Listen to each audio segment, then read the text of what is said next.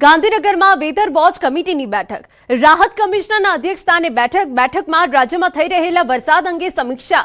બેઠકમાં દક્ષિણ ગુજરાતમાં થઈ રહેલા ભારે વરસાદ મુદ્દે ચર્ચા, જેની તસવીરો અમે આપને બતાવી રહ્યા છે. બેઠકમાં એનડીઆરએફ, એસડીઆરએફ સહિત સરકારના અલગ અલગ વિભાગના અધિકારી હાજર છે. બેઠકમાં હવામાન વિભાગના અધિકારીઓ પણ હાજર છે.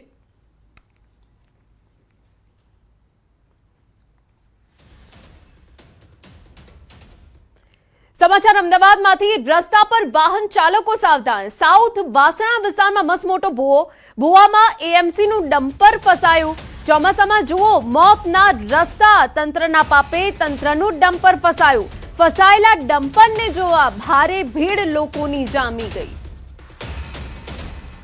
તો અમદાવાદમાં જે રીતે સામાન્ય વરસાદમાં રોડ બેસી જવાની ઘટના બની છે, તે વચ્ચે એક ભૂવો પડ્યો હતો અને આ ભૂવામાં તંત્રનું જ ડમ્પર ફસાઈ ગયું હતું. જો કે આ ફસાયેલા ડમ્પરને જોવા માટે લોકોની ત્યાં ભીડ એકત્ર થઈ ગઈ હતી.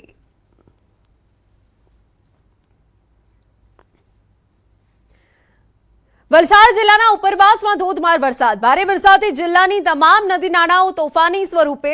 વલસાડ નજીકની ઓરંગા નદીના પાણીએ કિનારો વટાવ્યો.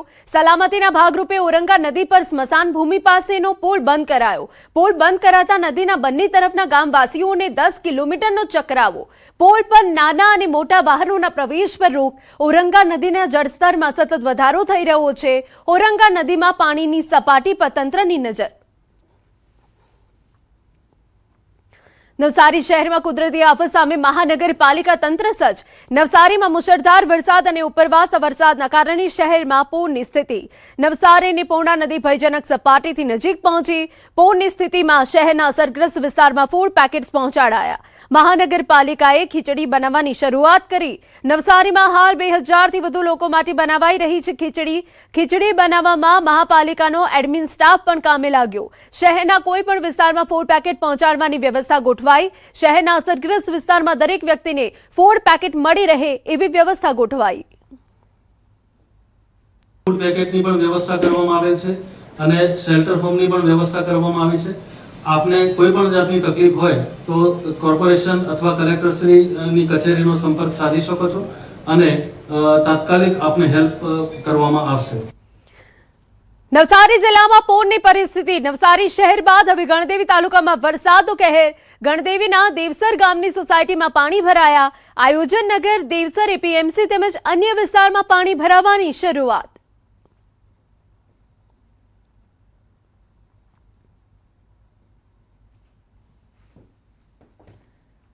મહેસાણા શહેરમાં વિકાસના નામે પ્રજાને હાલાકી ભોગવવાનો વારો આવ્યો છે.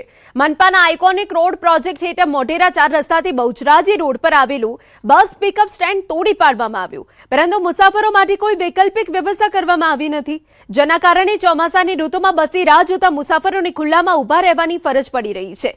સ્થાનિકોનો આક્ષેપ છે કે લાખોના ખર્ચે બનેલું સ્ટેન્ડ તોડી ટેક્સના નાણાંનો વેડફાટ કરવામાં આવ્યો છે.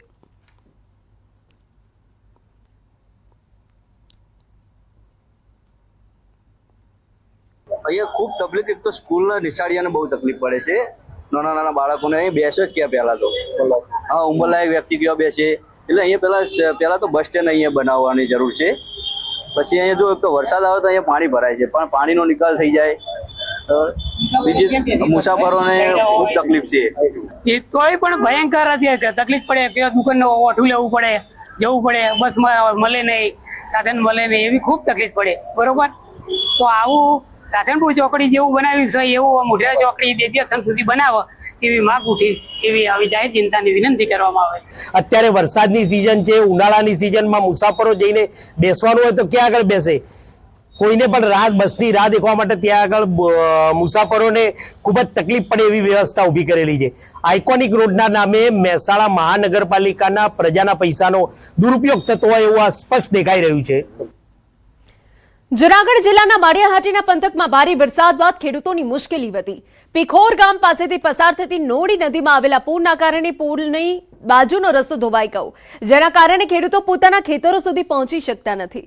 વાવણીની કામગીરી પણ અટકી ગઈ છે. આશરે 15 ફૂટ ઊંડો ખાડો પડતા માળિયાહાટીના અને માંગરોળ તાલુકાના 20 જેટલા ગામોની અવરજવર પણ પ્રભાવિત થઈ છે.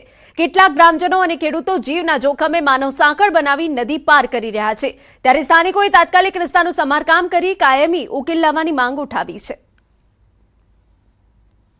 મુશ્કેલી હાલમાં અમારે ઘણી પડે છે કે જે લોકોને હજી વાવેતર બાકી છે, ખેડૂત ભાઈઓને, તેમને અહીંથી અવર જવર થઈ શકે એમ નથી, તો તેમનું વાવેતર પણ બંધ રહે એવું છે. બીજા નંબરમાં જે ગામની ઓલી આ નદીની ઓલી બાજુ જે ખેડૂતો લોકો વસવાટ કરે છે, એ વસવાટમાં અમારા ખેડૂત લોકોને ગામની અંદર અવર જવર થઈ શકતી નથી. અમારા અહીંયા 60-70 ખેડૂત છે અમે, એના માટે આ પુલ બનાવી છે નોરી નદી માટે, અટાણે તૂટી ગયું એટલે જવા આવવા માટે બહુ મુશ્કેલી વાળું છે. એટલે અમે સરકારમાં માંગણી એટલી જ કરીએ કે આ રસ્તાનો અમને તાત્કાલિક કરે. એમ તો અમારે માળિયા, માંગરોળ ને ઓછામાં ઓછા 20 ગામ માટે આ ત્રણ રસ્તો છે.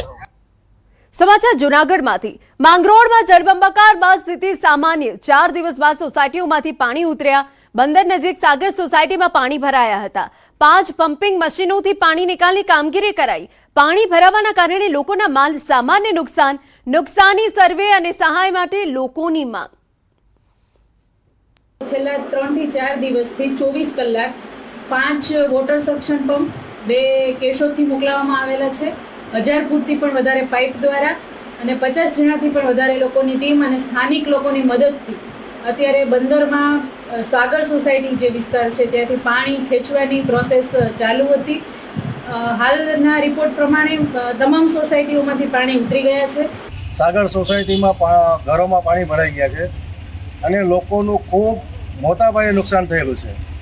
બધાના ઘરમાં અનાજ, ઇલેક્ટ્રિક સામાન ને ખૂબ નુકસાન થયું છે.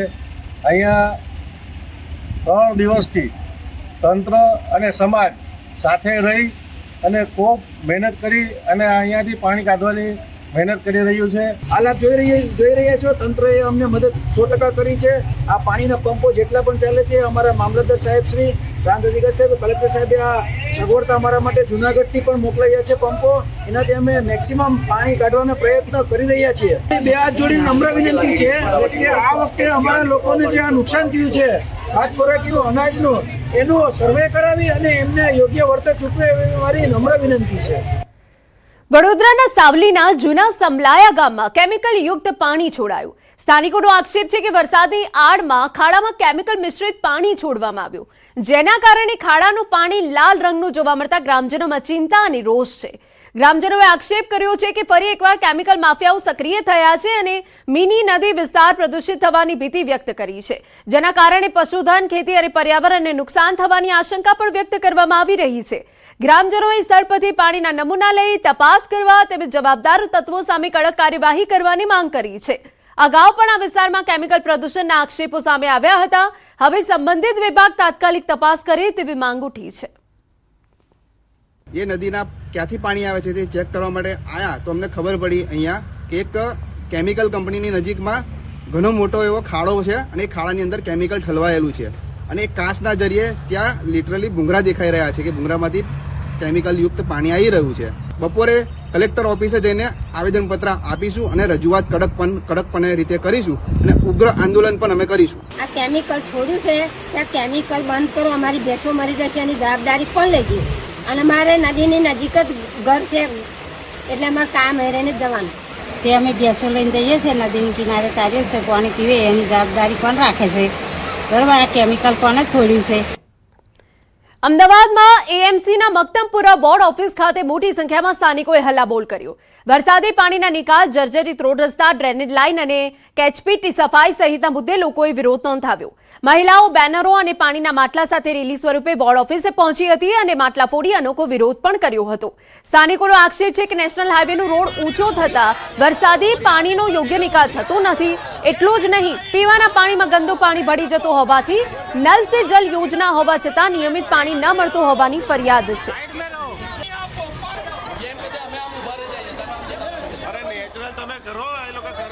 આ બીજી પ્રજા પાણી વગર તડબડે છે અને વરસાદી પાણી નીકળવાથી નેશનલ હાઈવે ઊંચો થવાથી લોકોની સોસાયટીમાં વરસાદી પાણી ઘૂસી જાય છે.